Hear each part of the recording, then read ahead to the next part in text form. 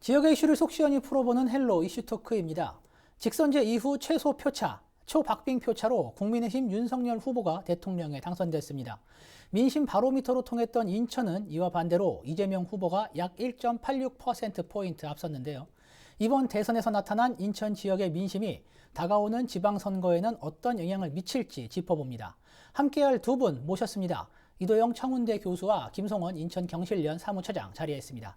안녕하십니까? 네, 반갑습니다. 안녕하세요.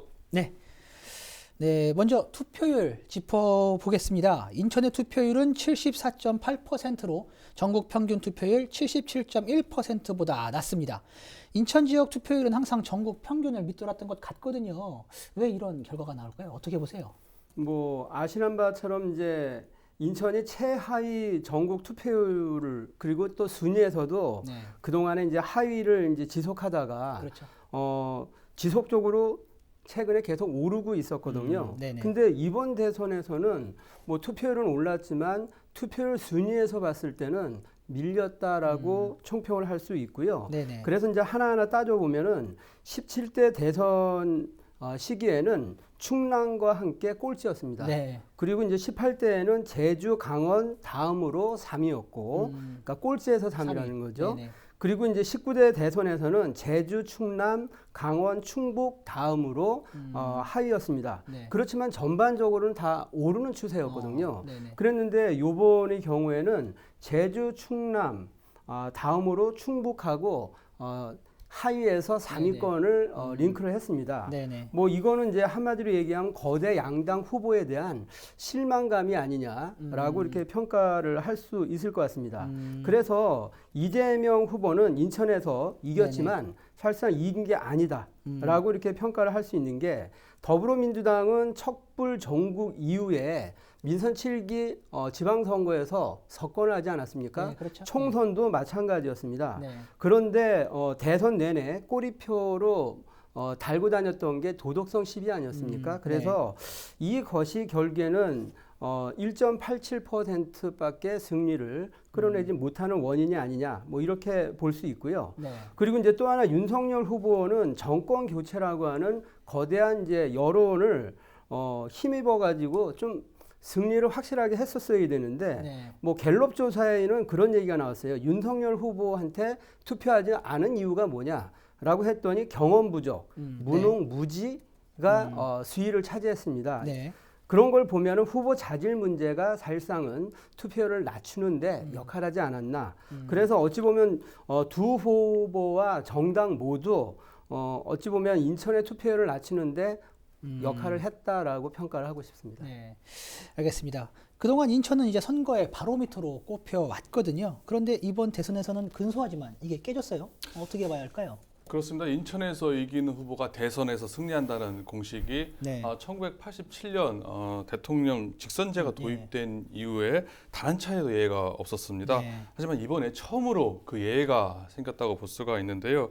이처럼 인천이 전국 민심의 바로미터라고 불렀던 이유는 인천 지역이 토박이 비율이 상대적으로 낮고 전국 각지 출신 인물들이 골고루 그렇죠. 그리고 시민들이 분포된 인구 통계학적 네. 특성과 관련이 있다고 볼 수가 있습니다. 뭐 네네. 인천 출신뿐만 아니라 뭐 서울, 뭐 호남, 충청, 영남에 이르기까지 출신지가 골고루 분포돼서 거주하고 있기 때문에 이런 현상이 나타난다라고 볼 수가 있을 것 같고요. 네네. 하지만 점차 인천 지역의 지방 출신 비율이 점점 줄어들고 있는 추세다 보니까 앞으로는 이제 민심의 바로미터 기능을 인천이 하기는 점점 더 약화되지 않을까 이렇게 예상을 합니다.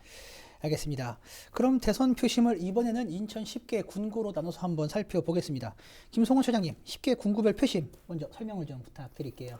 뭐 20대 대선에서 민주당 이재명 후보가 승리한 곳을 보면 저기 중구, 네. 남동, 부평, 계양 서구에서 이제 승리를 했고요. 네. 국민의힘 윤석열 후보는 동구, 미추홀구, 연수구, 옹진, 강화군에서 이겼습니다. 네. 그래서 어떻게 5대5로 딱 갈렸는데요. 네네. 뭐 이러한 현상은 어찌 보면은 예전에 촛불 전국 이전 시기에 이런 형태로 이제 여야 표가 갈렸었는데 네네. 그러한 형태로 지금 전환이 된 게 아니냐 다시 이렇게 돌아가는. 이제 볼 수밖에 없는 것이죠. 네. 그래서 이제 그런 측면에서 어찌 보면은 그 요번에 대선 같은 경우에는 결국에 옛날로 돌아갔다라는 것은 그 뼈저리게 민주당이 좀 고민을 해야 될 지점이라고 네. 말씀을 드리겠습니다. 네, 알겠습니다. 그 민주당 이재명 후보가 인천에서는 승리했지만 과거에 비해 격차가 그만큼 좁혀졌습니다. 서울의 경우 부동산 정책 실패 영향이 컸다고 볼 수 있을 것 같은데 인천에서는 이 같은 결과가 나온 배경 어떻게 보세요? 서울을 제외한 수도권 나머지 지역이죠. 인천하고 경기 지역에서는 이재명 후보가 나름 선전 네. 지지를 좀 받았다 볼 수가 있는데요. 네. 인천의 경우에는 전국 민심을 그대로 반영하지 않았나 이렇게 생각을 합니다. 앞서 말씀하신 것처럼 서울 같은 경우는 부동산 정책 실패, 집값 급등으로 인한 인천, 서울 시민들의 불만, 반발이 상당하지 않았었습니까? 네. 네. 이것이 그대로 서울 표심으로 나타났다 이렇게 볼 수가 있을 것 같고요. 경기도는 이제 경기지사 출신인 이 후보의 프리미엄이 작용해서 5%포인트 정도의 격차를 벌리면서 어느 정도 이재명 후보에게 표가 몰렸다라고 볼 수가 있습니다. 근데 인천에 같은 경우는 서울처럼 부동산에 대한 불만 내지는 그리고 경기도와 같이 이제 경기지사에 대한 프리미엄이 상대적으로 옅었다. 작용이 하지 않았다. 네. 상대적으로 자유로웠다라고 볼 수가 있습니다. 그렇기 때문에 정권 교체냐 아니면 정권 연장이냐 윤석열 후보냐 이재명 후보냐에서 후자인 정권 교체 윤석열 후보가 아닌 여기에서 인천 지역에서는 반대죠. 이재명 후보에 대한 정권 연장 그리고 이재명 후보에게 표가 조금 더 몰렸다. 인천 지역에서는 그렇게 국한해서 생각해 볼 수가 있습니다. 네, 알겠습니다. 그 이번 대선에서 여야 후보는 인천 10개 군구 중에 5개 지역구씩 각각 절반씩 나눠 가졌거든요. 그런데 지난 총선에서는 13개 선거구 중 12곳에서 민주당이 승리를 했습니다. 이번 대선 민심과는 조금 달랐는데 인천 민심, 민주당에게 회초리를 들었다고 봐야 할까요? 아니면 정권 교체 여론이 높은 상황에서도 민주당이기 때문에 그나마 선방했다고 봐야 할까요? 어떻게 보세요? 양 측면이 다 있는 것 같습니다.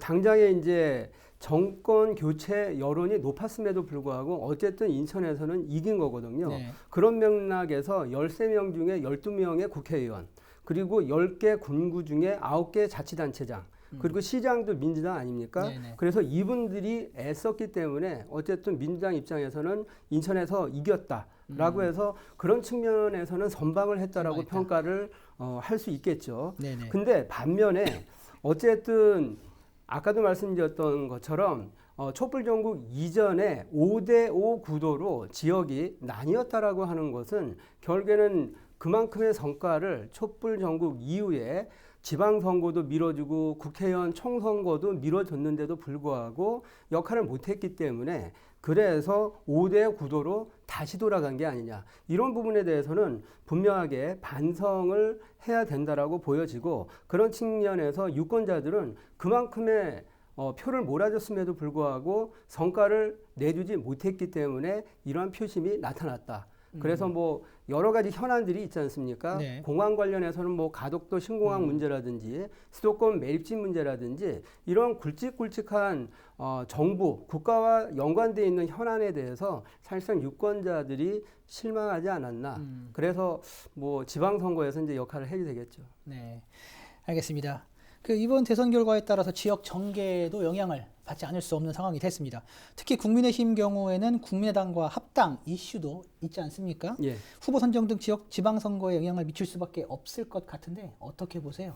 일단은 0.73%의 신승이라고 이제 표현을 하는데 네네. 그만큼 박빙의 승부 아니었습니까? 그런 측면에서는 윤석열 당선인이나 국민의힘 입장에서는 네. 이번 지방선거에서 확실하게 이겨야 이 정권에 대한 정당성을 유지받을 그러니까 인정받을 수밖에 없기 때문에 네네. 그래서 지방선거에서 큰 성과를 내려고 할 수밖에 없다. 그런 맥락에서 첫 번째 이제 해결해야 될 것이 국민의당하고 합당 문제겠죠. 네. 그 합당을 하면은 당연히 그쪽에서도 후보들. 후보를 내놓으라고 얘기하지 않겠습니까? 네. 그래서 그러한 다툼들과 경쟁들이 있을 텐데 결국에는 아까도 말씀드렸듯이 합당을 하더라도 궁극적인 목적은 지방선거에서 확실하게 승리를 해야 되기 때문에 경쟁력 있는 후보를 가지고 경쟁을 해서 거기에서 이제 선정을 제대로 해야 결국엔 국민의 힘도 그렇고 국민의당도 합당한 이유도 분명해질 거고 또한 존재의 이유들도 있을 수 있기 때문에 그래서 지방선거에서는 합당에 대한 이제 변수도 있고 그러면서 정계 개편도 이루어지지 않겠나 이렇게 전망을 합니다. 네. 국민의힘은 대선에서 승리했지만 인천에서는 패배했습니다. 특히 윤석열 당선인이 패배한 인천 5개 지역의 그 당협위원장에게는 책임론도 나올 수 있을 것 같은데요. 이 부분은 어떻게 보세요, 교수님? 뭐 인천 지역에서 윤석열 당선인이 뭐 패했다 하더라도 책임론을 묻기에는 다소 무리라고 생각을 합니다. 간발의 차이로 뭐 윤석열 후보가 뭐 전체 신승 당선이 되지 않았었습니까? 또 지방선거가 얼마 남지 않은 상황에서 네. 조직을 크게 바꾸기보다는 일부 재정비를 해서 다시 지방선거에 임할 것이라고 예측이 되어집니다. 다만 문제는 국민의당과의 합당 문제라고 볼 수가 네네. 있습니다. 네네. 안철수 후보의 단일화가 윤석열 후보의 당선에 크게 기여한 상황에서 일정 부분 출마 지역에 대한 지분을 지금 요구하고 있다고 지금 정가에서 얘기가 흘러나오고 있습니다. 네네. 벌써부터 인천시장 그리고 단체장 두 곳을 국민의당 몫으로 달라고 하는 이야기가 지금 나오고 있는데요. 만약 인천시장 출마 등으로 인해서 당협위원장의 공석이 생길 경우에는 그 네네. 자리를 국민의당 당협위원장을 치고 들어가는 일이 생길 수도 있고요. 네. 더 나아가서 이번 지방선거뿐만 아니라 다가오는 2년 뒤죠. 총선. 총선에서도 이제 국민의힘과 국민의당 간의 힘겨루기가 치열할 것으로 예상이 됩니다. 네, 알겠습니다. 그럼 반대로 민주당, 물론 인천에서는 민주당이 앞섰지만 앞서 이제 언급한 대로 과거와 비교하면 상당히 아쉬운 건 사실이거든요. 그렇죠. 이에 대해서 지역위원장을 포함한 민주당, 인천 내에 어떤 변화 없을까요? 어떻게 보세요? 민주당은 지금 중앙당에서 비대위를 꾸리는 듯 뭐 쇄신하겠다, 분주하게 이렇게 움직이고 있는데요. 네. 인천 지역에서의 물갈이 폭은 크지 않을 것으로 예상이 됩니다. 앞서 처장님 말씀하신 것처럼 민주당에서는 이번 대선에서 나름 선방했다라고 지금 자체적으로 좀 평가하는 분위기거든요. 네. 오히려 동구 미추홀 같은 보수 우세 지역에서 잘 싸웠다. 뭐 이렇게 졌지만 잘 싸웠다. 네. 이렇게 얘기하고 있는 상황이고요. 오히려 계양과 부평 같은 전통적으로 민주당 우세 지역에서 격차를 많이 벌렸어야 됐는데 그렇지 못했다라고 하는 상대적으로. 얘기가 네. 나오고 있는 상황입니다. 네네. 게다가 또 국회의원 대다수가 현역인 상황에서 지역위원장을 지금 이 시점에서 물갈이한다. 그냥 사실상 기대하기 어렵다 보여지고요. 네네. 민주당에서는 뭐 이번에 지역위원장 물갈이는 거의 없을 것으로 예상이 됩니다. 네, 알겠습니다. 이제 6월이면 지방선거가 있습니다. 이번 대선이 지방선거에 어떤 영향을 미칠지 가장 중요한 관심 포인트인데요. 민주당과 이제 국민의힘 먼저 김성원 처장님 어떻게 보세요? 일단은 뭐 요번 이제 선거 결과에서 말해주듯이 뭐 신승이라고 이제 표현을 했던 것처럼 네. 모두 민주당도 그렇고 국민의힘도 그렇고 절반의 가능성이 있다. 근데 다만 조건이 붙습니다. 민주당의 경우에는 앞서 말씀드린 것처럼 촛불 민심으로 인해서 문재인 정부도 들어서고 지방선거도 완승하고 국회의원 선거도 석권을 하지 않았습니까? 네네. 그런 맥락에서 그 당시 촛불 민심을 다시 한번 어떻게 얻어낼 거냐. 얻기 위해서는 철저한 반성이 뒤따라야 되거든요. 네네. 그래서 지금 지방선거까지 얼마 안 남았는데 그 과정에서 민주당이 촛불 민심을 다시 회복하기 위한 철저한 반성과 정치개혁에 대한 노력들이 있어야 승리로서 현실의 지금 현재의 문제를 타개할 수 있다.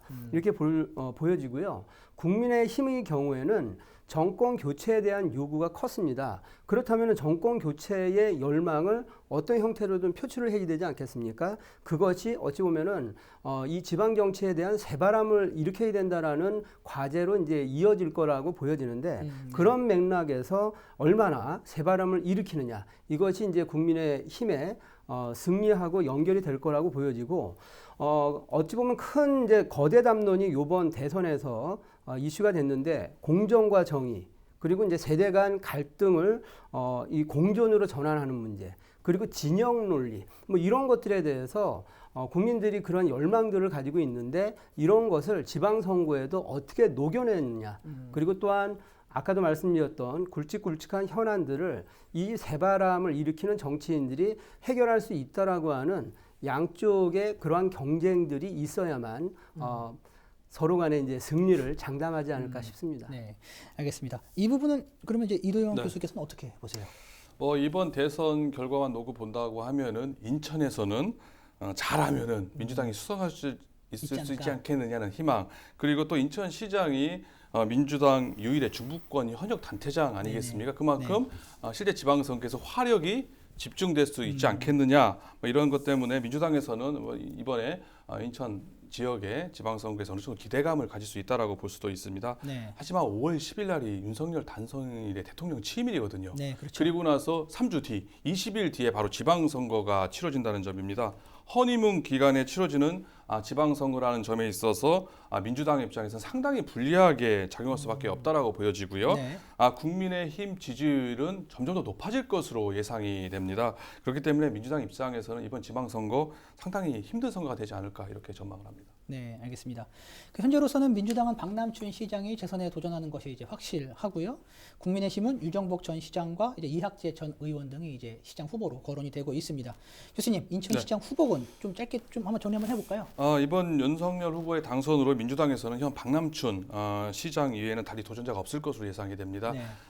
민주당에서는 박 시장의 본선 출마가 유력할 것이라고 생각이 되고요. 실제로 지난 12일 날까지 시장에 출마하려고 하는 지역위원장들 사퇴를 해야 되는 시한이 있었습니다. 그때 사퇴한 지역위원장이 하나도 없다는 점에 있어서 박남춘 시장의 본선 출마를 예상 점칠 수가 있을 것 같고요. 네. 국민의힘은 후보가 많은 상황입니다. 네. 이학재 안상수 후보를 비롯해서 유정복 전 시장, 윤상현 의원과 심재돈 동미추홀갑 지역위원장, 당협위원장까지 이렇게 많은 후보군들이 있는데요. 윤 의원은 실제 출마에 이르지는 않을 것으로 예상이 되어지고요. 네. 결국 여론조사와 당원 경선을 통해서 최종 후보가 결정될 것으로 예상이 됩니다. 네. 변수로는 안철수 후보의 비서실장 출신이었죠. 문병호 전 의원이 앞서 말씀드렸던 국민의당 몫으로 인천시장을 요구한다는 얘기가 있기 때문에 이게 조금 더 하지만 이 점은 좀 더 상황을 지켜봐야 될 것으로 보여집니다. 네, 알겠습니다. 이제 어떻게 보면 합당 이슈가 이제 어떤 영향을 미칠 수 있는 그런 상황인데요. 알겠습니다. 예, 그런데 공교롭게도 이제 유정복 전 시장의 지역구인 남동구와 이학재 전 의원의 지역구인 서구에서는 윤석열 당선자의 표가 적게 나왔어요. 이 부분에서는 어떻게 보면 공천에서 불리하게 적용될 수 있지 않겠느냐, 뭐 이런 지적도 있는데 어떻게 보세요, 이 부분은? 뭐 그거는 책임을 물으려면은 얼마든지 물을 수 있겠죠. 그런데 이제 그러기 위해서는 전제 조건이 뭐 아까 이제 우리 이 박사님도 말씀하신 것처럼 그 전략 공천을 어떻게 하느냐, 수도권, 그러니까 서울, 경기, 인천에 있어서 전략 공천을 어디로 하느냐에 따라서 뭐냐면 그 핑계로 책임을 물을 수도 있고, 인천이 전략 공천 지역이 아니면 그걸 물을 이유가 없고, 뭐 이런 상관관계가 있지 않느냐라는 생각이 들고요. 그래서 오늘 뭐 포털에서 뉴스를 본 걸 보면 경기도지사로 유승민 전 의원을 거론하고 있고, 뭐 이런 걸 보면 어쨌든 수도권에서 전략 공천을 하려고 하는 것 같은데, 그런 맥락에서 전략 공천을 하면 두 분에 대한 책임은 물을 거고, 그런데 이제 표로 이렇게 보면은 총선 때에 득표율보다는 다 올랐거든요. 그래서 다들 노력을 한 거는 사실입니다. 그래서 그런 것, 그러니까 전략 공천 문제가 결국에는 인천의 시장 후보를 가름하는 지렛대 역할을 하지 않을까 이렇게 전망합니다. 네. 그럼 말씀하셨던 것처럼 전략 공천 가능성은 여야 모두 놓고 봤을 때 어느 정도 보세요? 지금 상황에서는 뭐 제가 정치 전문가가 아니기 때문에 전망하기 힘들지만 지금 뭐 현역 그 박남춘 시장 같은 경우에는 어쨌든 무난히 민선 7기를 이렇게 운영해 왔다. 그리고 현역 시장이라고 하는 이제 부분들 때문에 그대로 갈 것 같고요. 다만 이제 국민의힘이 이제 관건인데, 그런 맥락에서 전략 공천으로 인천에 올 사람이 있을까? 오히려 이제 그 거물급을 보낼 텐데, 중앙에서는 우리는 인천이 크다라고 생각하지만 중앙에서는 그렇게 생각을 안 하는 것 같아서 기분은 언짢지만 어찌됐든 현재 거론되는 분 간에 경쟁이 이루어지지 않을까, 뭐 이런 생각이 듭니다. 알겠습니다. 교수님께서는 어떻게 전략 공천 어떻게 보세요? 저도 비슷합니다. 민주당에서는 현 상황에서는 박남춘 현 시장이 나갈 수밖에 없다라고 보여지고요. 그렇기 때문에 전략 공천 가능성은 뭐 희박하다라고 생각을 하고요. 국민의힘 역시 앞서 말씀드렸던 문병호 전 의원을 전략 공천하지 않는 이상 국민의힘 당내에서 경선을 통해서, 그리고 유정복 전 시장과 이학재 전 의원 간의 치열한 경쟁 구도가 되지 않을까 이렇게 예상을 합니다. 네, 알겠습니다. 헬로 이슈토크 오늘 이야기는 여기까지 나누도록 하겠습니다. 시청해주신 여러분 고맙습니다.